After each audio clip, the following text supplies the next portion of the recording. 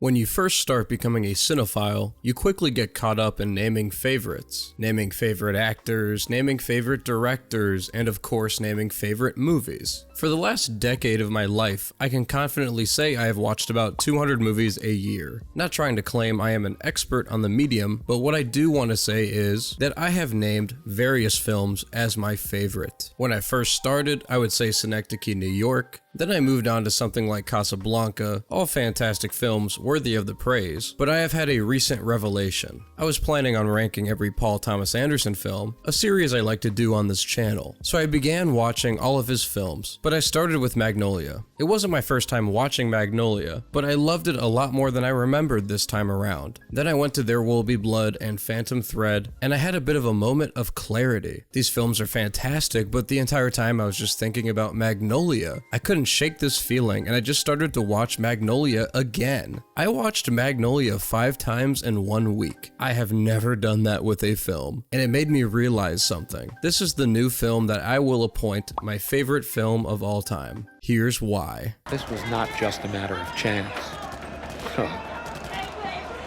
These strange things happen all the time. Let's start with what Magnolia is about and go from there. Magnolia feels like a conclusion of a 20-year running daytime drama, featuring several storylines that feel connected as you are watching it. The main storylines being an old man on his deathbed wanting to connect with his estranged son, who becomes a bit of an Andrew Tate-like figure, game show host Jimmy Gator's last show as he is dying, whiz kid Donnie Smith struggling after being struck by lightning, and a wholesome cop that isn't great at his job, but potentially finds love in a drug addict, daughter of Jimmy Gators. A scene so unexpected and arbitrary and inexplicable that it pulls the rug out from under our traditional ideas of narrative and shows that the best laid plans of frogs and men go off to stray. Themes carry films for me, and themes are demonstrated through the writing and the execution of the performances. Themes are also carried through production design as well, something that has become a staple in PTA filmmaking. These are some quotes I wanted to pull to help demonstrate the themes at play. You with me, Jimmy? And the book says we may be through with the past, but the past ain't through with us. And the book says we may be through with the past, but the past is not through with us. Something that happens. The main two themes at play here are regret and its connection to love. Mistakes like this,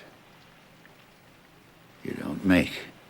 And the long-lasting trauma of family trauma. For example, we have 3 cheaters in this film. Jimmy Gators confesses that he cheated. Earl and his wife both admit to cheating, with Earl and Jimmy's fate being mostly sealed, both of them with an expiration date. I am dying. I got sick. It allows them to reflect and regret what they have done. I've cheated on you. I've cheated on you, and it kills me. Earl also ran out on his sick wife and son, who becomes Frankie, played by Tom Cruise. Don't let anyone ever say to you, you shouldn't regret anything. Don't do that. Don't. You regret what you want. Use that regret for anything, any way you want. You can use it, okay? Earl's current wife, realizing as her husband is fleeting away, she actually loves him dear. Initially marrying him for the money, now loving him for who he is. She feels guilty for taking the money left to her, and it will remind her of her improper initial judgment. Only once it's about to be all over can these characters reflect on their regrets and how they should have loved more. This is where it's important to add the context of PTA's mind when writing this film. His father died in 1997, and that shaped most of Earl's character, so much so that Philip Seymour Hoffman has a little bit of a slip here. Next day he's showing up at work at Earl Anderson's house. Earl Partridge's house. You got to cut the Anderson out. Earl Partridge's house, and his father was literally known as being the voice of ABC. Earl, meanwhile, is a producer. A running motif in this film would be the sins of a father. The sin of Earl leaving, creating a hateful son that tried to gain back control. The sin of Stanley's father, the kid that's good at the quiz show, is fairly abusive and forces him to win prize money for them. Donnie's parents took the money that he won on the game show, creating a man that is useless in terms of real tangible skills. And the drug addict was touched by her father. the game show host Jimmy Gators, a sin of another father. I also really love the theme of predetermination in this film. Things just happen. You can't control every aspect to your life, and you can't control how you were raised. You can't control what you were born into. Frank cannot control that he had to take care of his dying mother because his father abandoned him. You can't blame him for what he has become. His dying mother probably led to him missing a lot of good times growing up. And then he sees his father as an impressive hotshot producer. He also just didn't have a father figure growing up to teach him how to treat women. Same goes with quiz kid Donnie. He was struck by lightning. How can you avoid that? The only skill he had were his smarts, and his family juiced him for money.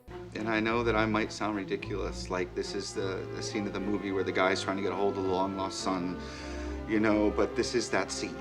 Few films have taken the chances Magnolia decided to take. One risk, the film is over 3 hours. Even though PTA himself claims he would trim this film if given a chance. I love every minute, I really do. But one of the biggest chances overall would just be the script. I've been writing on my whiteboard trying to connect the dots of the story, because I wasn't sure if everyone met at first. That usually happens in these long-form dramatic films. How does it fit together in the puzzle? What genius writing will bring them all into the same room? Well, Paul Thomas Anderson boldly doesn't make that happen. Sure, some of these webs do connect. The only character that really meets another character from another storyline would be Quiz Kid Donnie and the cop. It feels like this could be an anthology where there are 3 chapters, 1 hour each, and then concludes. But no, this is my favorite part of the film. Really thought that all of these stories would have come together in some sort of unexpected, synergistic way. There would have been some sort of epiphany at the end. And these stories don't come together, and we're led to think that they will based on the initial little encapsulated stories at the beginning of the film. That's the whole point about the beginning of the film. The reason I watch this film so many times is the incredible energy and juice and pace it brings. The editing is so playful and helps to the overall cohesion. I don't know if 190 minutes has ever gone quicker in my lifetime. The many climax moments in this film across all storylines are some of the most couch-gripping, tense moments in film. Lots of scenes have lots of movement in them, throwing objects, whip pans to other characters and other scenes. It really does confuse me when PTA talks about wanting to cut this movie down. Look man, the movie works. I understand being a perfectionist, but come on man, the 3 hours works, it really does. The ending is most definitely the biggest chance of them all. If you have not seen this film, please skip this part. It's just such a fantastic way to wrap up this film, and you'll never see it coming. As everyone is reaching a breaking point, climaxes are bound in every storyline, the unthinkable happens. A force from the outside changes everyone's outcome. Frogs start falling from the sky, stopping Jimmy Gators from killing himself, stopping Donnie and breaking his teeth in the meantime, and some other outcomes. Things just happened. You can't control it. It's a magnum opus on loving hard, regret, family trauma, and predeterminism. I watch films to learn about life. I really do. The movies that make me feel a different perspective in life and make me feel a different way make the greatest impact on me. Magnolia did this to me. The performances from all around are close to career best for everybody. You could probably talk about all the performances for like hours. Okay, you really could. The music is fantastic. It's energetic. I can't stop watching it, man. I am addicted to watching Magnolia. Who cares if the film is 3 hours long? Just be happy it goes on for that long. Thanks for watching the video. I would love to know what your favorite Paul Thomas Anderson movie is.